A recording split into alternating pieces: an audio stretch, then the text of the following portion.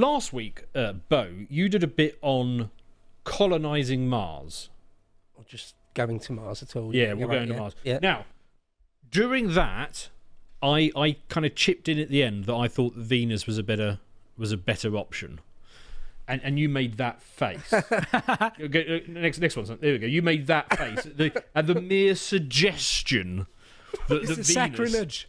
This is Venus blasphemy. is by far the superior option. And in this segment, I'm going to explain to everyone why it is just manifestly a better option than going to Mars. Venus is a hell planet, though. Yes. I mean, it's there is that. It's yes. just the time. It's the time frames involved.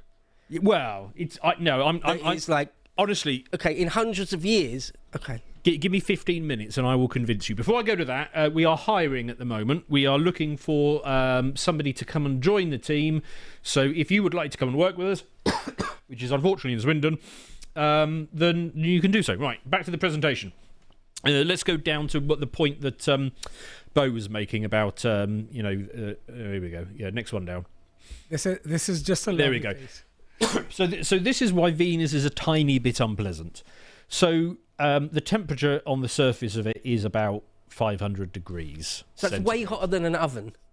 Oh, considerably hotter than. In fact, it's at the point that if you put a nuclear submarine on the surface of Venus, it would melt. But have you considered one good thing? What? You don't need so much time to spend to the kitchen. Well, there is that, yes. There is that. Also, crushing pressure atmosphere. So it's the equivalent, standing on the surface of Venus is the equivalent to being 3,000 feet underwater. So with our nuclear submarine, that is, if it's a modern one, it's right at the top end of its range of its crush depth. But if you were to take, a World War II submarine, it would just be crushed. So if you took a human, you would end up as a tiny cinder. Well, you immediately turn into a small blackened cinder. Well, there's multiple things that will kill you. The temperature will kill you. The pressure will kill you. The toxic atmosphere. So it's mainly carbon dioxide, but there's still lots of sulfuric acid. So you would dissolve. And it rains sulfuric acid. Yes. Very, very strong sulfuric acid. Yes. Right? Well, not just that. I mean, another small factor. I feel silly throwing this one in, but the day on Venus is longer than its year because it rotates so slowly. No water. Oh, volcanoes. That's another good one. In fact, it's linked to the last point. There's no tectonic plates on Venus. So instead, all that pressure is just released through volcanoes. So it's constantly raining molten metal. So basically, what I'm getting at is not the sort of place you want to take the dog for a walk. The scariest environment imaginable. That's what we're saying. The scariest, right. But what if you show grace under pressure? It doesn't doesn't matter that it's so much. You would have to have a lot of grace. It's not for everyone, and also you can have your. It's not for everyone. Yes. Your contravolcanic umbrella. Well, the only upside is there is lots and lots of lightning there as well. So at least if you did take the dog for a walk on Venus, while you're being crushed, cooked, dissolved, and having molten metal splashed on you, you would be able to watch the pretty lightning storms on your way out. So anyway, yes, I can see why you made the skeptical face. However, next slide. Here we go. Jeffrey A. Landis of NASA's Research Centre points out, quite correctly, that however viewed in a different way, the problem with Venus is merely that the ground level is too far below the 1 atmospheric level. At cloud top level, Venus is in fact a paradise planet. And this is the point. This is the false assumption that everybody makes with Venus, is they always assume that you have to go down to the surface. And you don't. All right. You simply don't need to. But those clouds aren't water vapour. They're not our clouds. It's not like that image. It's not. No. They're clouds of acid. No. It's mainly carbon dioxide. There is a little bit of acid there, but that's not as much as a problem you think, especially at the cloud top level. And actually, that acid being there is a good thing, right? Because it's sulfuric acid. Okay, so you can crack sulfuric acid into water and sulfur trioxide. If you've got water, well, obviously that's useful because you can drink it, but you can crack that further into oxygen, which you can breathe, and hydrogen, which you can use as rocket fuel. So it gives you everything that you want. And the thing about the floating around is you don't even need to get that clever with it because carbon dioxide has a molecular weight of 44, whereas a oxygen nitrogen atmosphere that we're breathing now has a molecular weight in the high 20s. So you can just have a big dome with a normal atmosphere inside it at standard pressure and the bloody thing floats about 30 miles up, 50 kilometres up. Aren't you failing to take into account the gravity of Venus? It's slightly lower than Earth. Yeah, it's very similar to Earth. Yeah, so there's still gravity. It's still pulling you down. Yes, but a normal oxygen nitrogen container on Venus has the same lifting power as about 60% of helium does on Earth. Right. Because the molecular weight of carbon dioxide is that much higher than an oxygen nitrogen atmosphere. I think you're selling it to me. Yes. I would like to go there. I would love to go. I'm not saying it's impossible. I'm not saying that. Oh, it's more than possible. I mean, in fact, let's go to the video. I'm just saying the engineering involved. It's not that. It's not that difficult. Is a normal blimp filled with air. In fact, you could even use hydrogen on Venus, because the reason you don't use hydrogen on Earth, I mean, you all know this. You don't use hydrogen in blimps because of what was that? The Hindenburg. Yeah, it all blew up. But because it's not an oxygen atmosphere, you can use hydrogen as a lifting gas if you want ridiculous amount of lift for whatever reason. Say you wanted to make your floating city, you wanted to put a lot of stuff in it, you could still use hydrogen, and it wouldn't be explosive. It does need to be corrosive proof, and even at higher altitude, it will still be very hot. No, it's like what, over 400 degrees at the surface. Yeah, but even high up, Venus is much closer to the sun, of course. 30 with a runaway 31 miles up, which is the Goldilocks zone. Okay. It's equivalent to being on a very warm place on this planet. It'd be like the equivalent of being in Nevada or something. Sounds heavenly. Okay. Yeah, Heaven lovely. is a place on Venus. Can we play the video, Samson? There's a video in the document put together by NASA. No, the link. Yeah, there we go. No, not that one. Not that one. Go back. The way to explore Venus, but it's supposed to be timestamped. So go about 2/3 of the way along. All right. There we go. Yeah, start from there or something. Right. This is a NASA video where they talk about their supposed plans for going there. See, it's just lots of floating around. They're going to do a little bit of getting there. Boring. there's that runaway greenhouse effect on Venus. It's like there's 100% cloud cover. Yeah. 100% on Venus, with those sulphurous yellow clouds. It will not look white and blue like that. I don't care what altitude you're at. No, go forward. Are you gonna have the thing where I can sleep inside and wake up? Right, go to that lump at the end, Samson. Go to the lump at the end. There we go. Right, go there. Right, there you go. So that's what it's like. You've got your little floating city. What, you don't believe NASA now? So I don't believe that artist's impression. No. Let me get it straight. Yeah. You're essentially saying we want a Zeppelin to fly from Earth to Venus, and people live within the Zeppelin. You wouldn't fly from Earth to Venus on the Zeppelin, but you would live in some sort of cloud city when you got there. Anyway, let's go down on the presentation now to the next one. So I want to do a comparison between Incel Mars and Chad Venus. So Okay. Right, Mars on the left-hand side. First of all, you get space cancer. Well, I mean, that's quite a big... unless you guard against it in all sorts of ways. Yeah, but Yeah, by not going outside. Whereas on Venus, the atmosphere, even at 30 miles up, there's still enough atmosphere above you to give you a cancer shield. Right. but Mars. also if you have very annoying astronauts with you. No, all the based people would go to Venus. Okay. So not going outside on Mars, but there's open air observation decks on your floating Venus platform. Yes. I'm coming to all this. So first of all, Mars, you get space cancer. Venus, you don't. Mars, explosive decompression. So you get you get a screwdriver-sized hole in your habitat in Mars, and you know what you say? Well, you don't say anything because you've just died. So Mars is just for Karens who want to decompress. Yes. on Venus, right? You know I talked about having those big domes, those Zeppelins, because it's all at one standard Earth pressure, 30 miles up. If you get a screwdriver-sized hole in your Zeppelin or your balloon supports for your city, you know what you do? You go, oh, I'll add that to the work maintenance for tomorrow, and somebody just goes because it's the same pressure inside and outside. It's just a different composite. You just get the normal gaseous exchange. It's only the completely poisonous sulphurous air that comes in, and sulfuric acid. But that only comes along periodically. I will come to that point. Don't you worry. Right. Third point. Solar panels on Mars operate at 40%.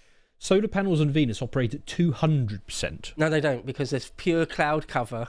Even 30 miles up. No, wait. Even 30 miles up, you're not above the atmosphere, though. You're still within a cloud cover. I took that into account. Okay. I took it into account. It's 200. You're like Trump, who is constantly getting fact checked. Yes, but wrongly. At 31 miles up, they operate at 200% capacity. If you actually stuck them out in bloody space or something, it'd be way beyond that. Right. Okay, that's all right. Mars, on in-cell Mars, you need bulky suits outside, and in Venus, you just need a Hawaiian shirt. That's sulfuric acid proof. Oh, for God! What? It doesn't rain every day. It's a lot though. I mean, it's the actual atmosphere itself is like viscous.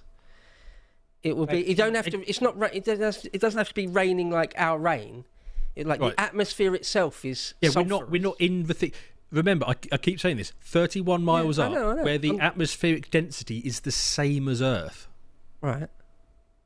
And rain at that point is much less frequent. You're talking about lower down. So you're on Mars, you've got your bulky suit and I've got my Hawaiian shirt. Right, second, fifth or so, dust storms. So even though you've only got solar panels at 40%, you've got dust storms that block out your sunlight, and I've got reliable energy generation. Right, in-cell Mars, gravity at 38%.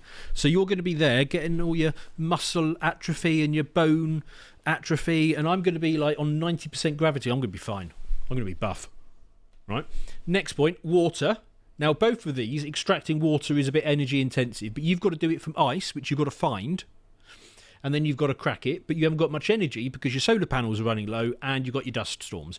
Whereas on Chad Venus, I can just extract water from the sulfuric acid, like I say, water and sulfur trioxide, which is energy intensive, but I've got loads of energy, so I'm fine.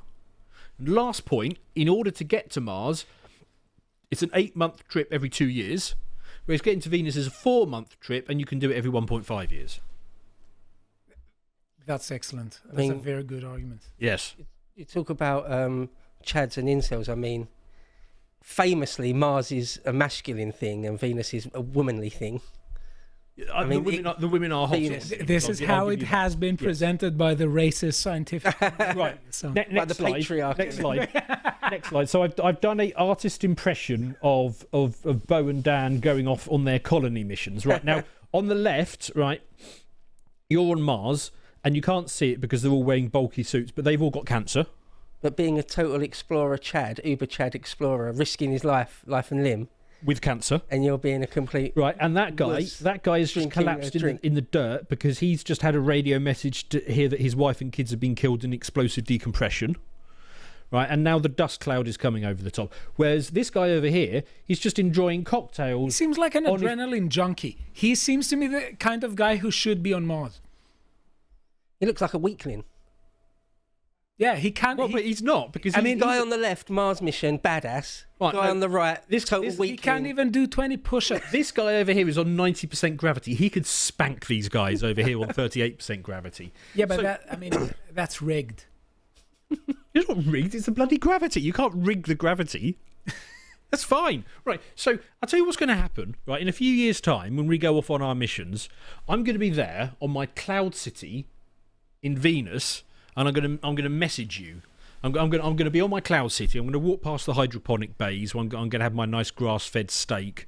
Then I'm going to go and get a lap dance. And I'm going to be sat there with candy on my knee, video chat you, and say, "Bo, how you doing, mate? You doing all right?" Yeah, but and you know what you're going to say when you get the message?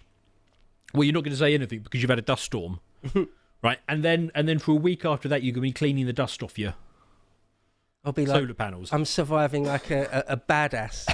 But Dan, there's a form of collegiality and fraternity on Mars that isn't in Venus, because this lady there with a nice shape, she's trying to get him killed. He is standing there. He's about to fall down. It's an AI-generated image, and she wants to give him alcohol so he can lose his balance. He's gonna go down to Venus, and he's gonna be in a much worse state than that is true. I mean, but all sort of banter aside, the engineering side of it, we could get a guy to Mars relatively quickly, or in our lifetime. You can get to Venus quicker. With the best, well, you have to create a floating city thing though. You just need a The balloon. engineering's not there Not at the minute. Well, It just they yeah, haven't. but it's not that hard. You just need a big Isn't it? balloon thing. I mean, we've had Zeppelins for over 100 years. Like, and now the argument always used to be, well, it's fine, and yes, you can have a floating city on Venus, but what are you going to do when you get there? Because if you go and colonize another planet, you want to mine stuff, don't you? You want to do something Probably. when you're there. You can play cards. Well, you can do that, but you And want to do a bit of mining. So you do want a bit of surface interaction. But again, on Venus, it's fine because it looks like it won't be long before we can have autonomous AI-controlled robots. So you can go down to the surface to mine. You wouldn't send a human; you just send machines.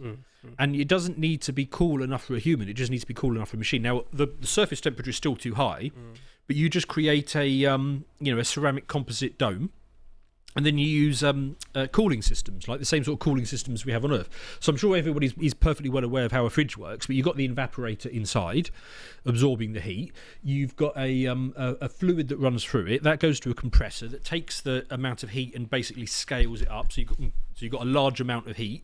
And then you take it to a condenser or a radiator on the outside. And as long as your refrigerant fluid is hotter than the outside, and you could get this fluid up to 1,000 degrees or more, take it to the outside, the surface of Venus, and it's still hotter than the surface, and then it cools, and then you repeat the cycle. The only difference is that on Venus you wouldn't use like CFCs or whatever they use, hydrofluorine, whatever that you use down here on Earth. You would use silicon oils, or you'd use liquid metals like sodium or potassium and stuff. But you could ship a lot of heat out and make it cool enough under that dome for machines to work. Right, so they do all the work. Chad dude up here on the city, he basically is like an overseer. He just checks in with them every now and again. And every time they make a new bucking bronco machine or whatever it is they're making down there, you attach it to a balloon, up it floats, you lean over the side of your balcony with a hook, get your new bucking bronco machine. Cool. Right. Whilst in reality, they've sent quite a few landers to Venus, and one survived for a couple of minutes. Yes, because you're going down to the surface. Yeah, I know. I get it. Again, the reality is technically the engineering side of it. You keep brushing that off, but it would require a lot of. Yeah, getting that to Venus is you say we'll just get a Zeppelin to Venus. We'll try getting a bloody dome to Mars. I mean, it's the same level of difficulty. Anyway, next slide, because I've got loads more. Okay. Right. So this is when I started to get a bit clever. I thought, what if we really did want to live on the surface, right? And this is what I touched on last time. So these are my maths, just in case you want to check. Because basically the weekend the wife and kids went off to a birthday party, so I had a bit of time to myself. So I got into the maths of this. Right. Next slide, because I'll just bottom line. Were you wearing a white robe from a laboratory or something? Well, I hadn't been to my clans meeting or anything, but right. So full terraforming option within 100 years, right? So you've got to convert that CO2 by adding hydrogen. How much hydrogen you need to add? Well, it's a fair bit. It's 84 quintillion kilograms. And then I thought, okay, well, how are you going to do that? Let's assume you can do a shipment of 1,000 tons of hydrogen at a time using a remote AI-controlled drone ship, right? Okay. With me so far? I mean, none of this is. I mean, that's a massive assumption, but go ahead. Well, I mean, this bit is in the future. I mean, the cloud cities, you could probably do that in the next 100 years, but this one is a little bit in the future, right? You could make 2.5 trips to Jupiter and Venus and back. So how many AI-controlled drone ships do you need? Well, you need 336 billion of them. I will admit that's a big number. Would that require more material than the Earth has got? No, I got there, right? Okay. So you might think that's a big number, but as long as your AI drone ship thing, right, has in situ manufacturing, so basically 3D printing and a more advanced form of that, then it can replicate itself by just going to the asteroid belt where you've got all the materials you need. And if it can double itself, and then that generation can double itself, it's only 38 doublings required to get there.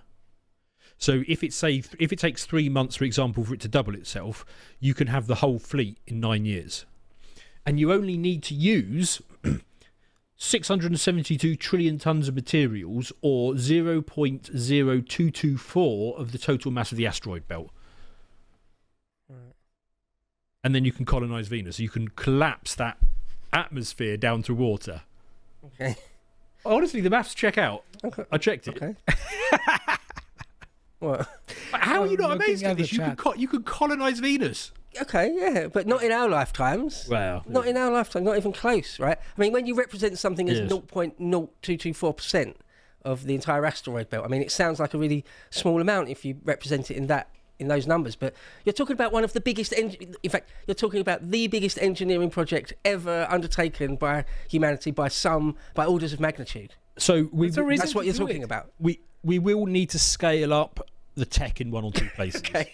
Right. Thanks for conceding slide. that. Right, and then that is what Venus looks like after you've converted the atmosphere into water.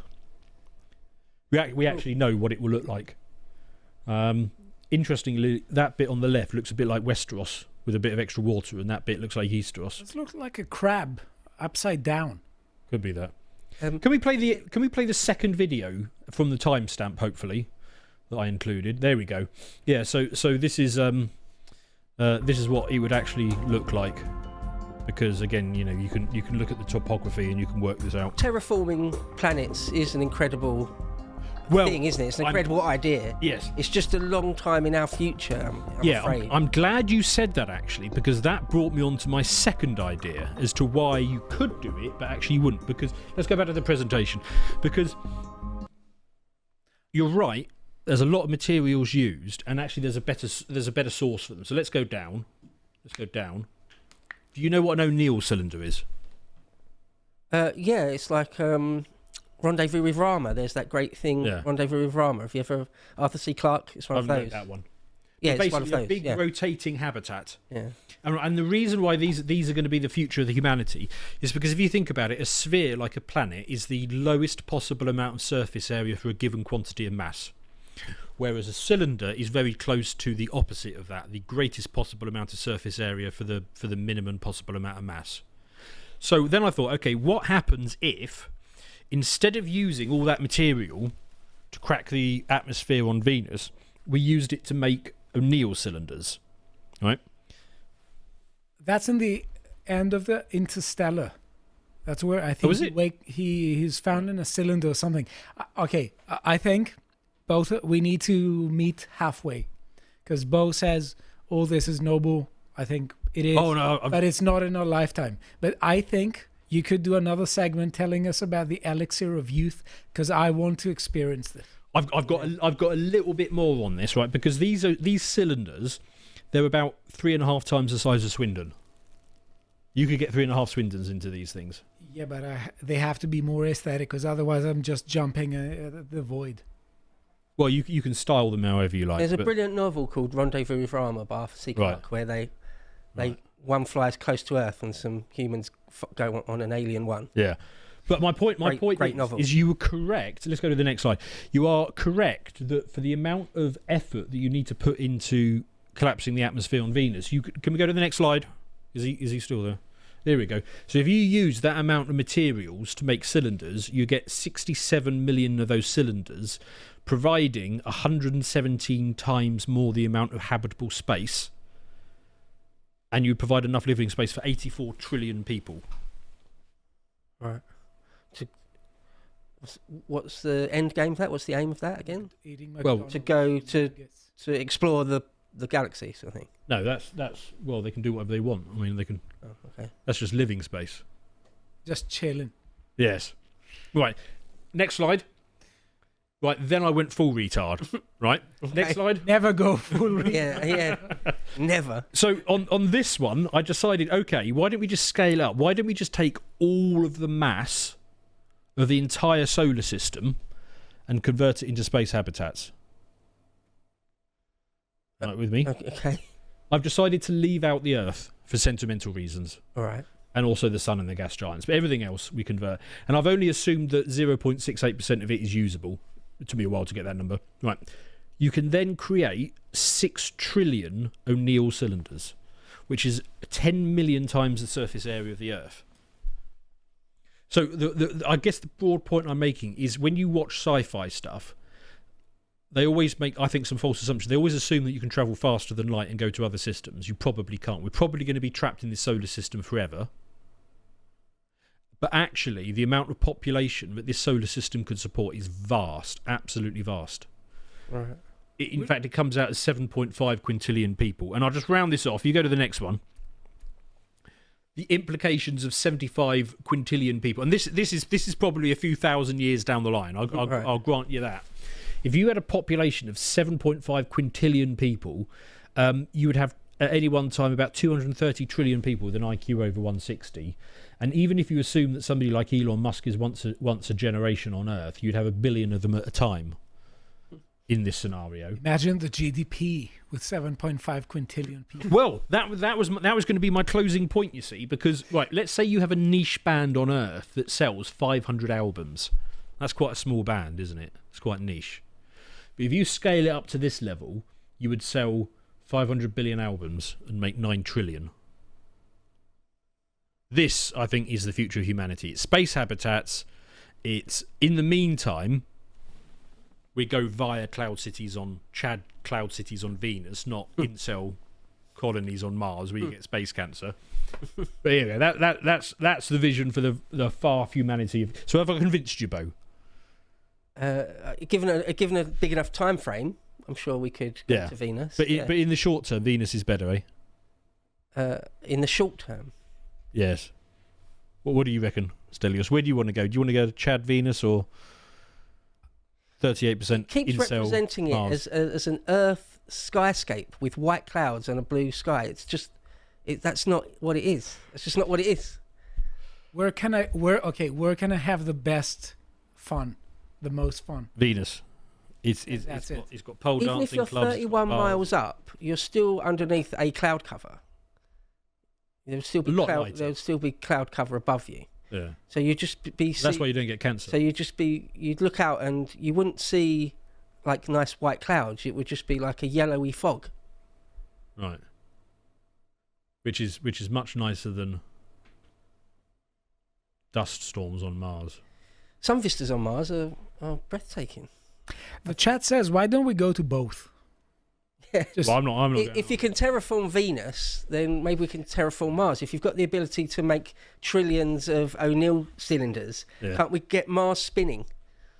Well, so this is the point thing, is you can terraform just about anything, but the energy required to do so, you're just better off building space habitats because you can have way, way more of them. It's better. I feel like we can get beyond the solar system, even if it is only to the closest stars. We could get to sort of Alpha Centauri. Hi folks, thanks for watching. I hope you enjoyed that segment, and if you did, you can go and get issue 2 of Islander magazine from shop.lotus.com. It's available all across the world and of course contains the cutting edge of right-wing thought and the most relevant aesthetics you'll see anywhere. While you're at it, come and follow us over on Twitter, X, at _Lotus_com, and I'll see you next time.